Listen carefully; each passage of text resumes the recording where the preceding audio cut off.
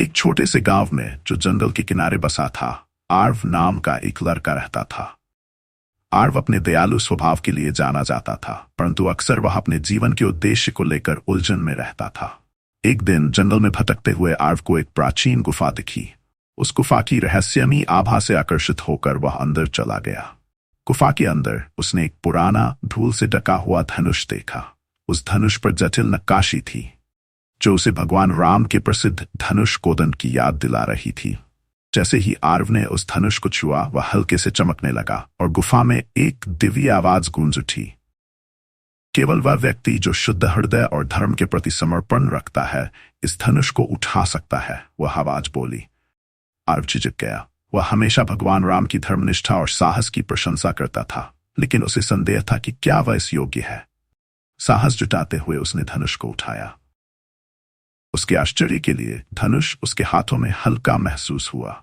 अचानक उसके सामने भगवान हनुमान प्रकट हुए।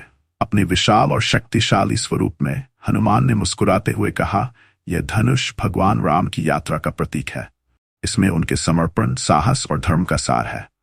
यह किसी ऐसे व्यक्ति की प्रतीक्षा कर रहा था जो इन गुणों को अपनाने के लिए तैयार हो।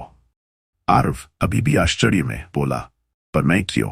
मैं तो बस एक साधारण लड़का हूं जिसने कोई महान कार्य नहीं किया। हनुमान ने उत्तर दिया, सच्ची महानता न प्रसिद्धि में होती है, न शक्ति में, बल्कि शुद्ध हृदय और धर्म के मार्ग पर चलने की तत्परता में होती है, जैसे भगवान राम ने किया था। तुम्हें इसलिए चुना गया है क्योंकि तुम में ये गुण है। ये सुनते ही आर्व को अपना उद्देश्य समझ में आ गया।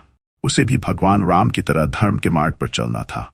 धनुष अदृश्य हो गया, लेकिन आर्व ने उसकी शक्ति को अपने भीतर महसूस किया, जो उसे हमेशा धर्म, सच्चाई और करुणा के मार्ग पर चलने की याद दिलाएगी। उस दिन से आर्व ने अपना जीवन दूसरों की सेवा में लगा दिया और भगवान राम के उपदेशों को फैलाने में जुट गया। वह सभी को धर्म के मार्ग पर चलने की प्रेरणा देने लगा।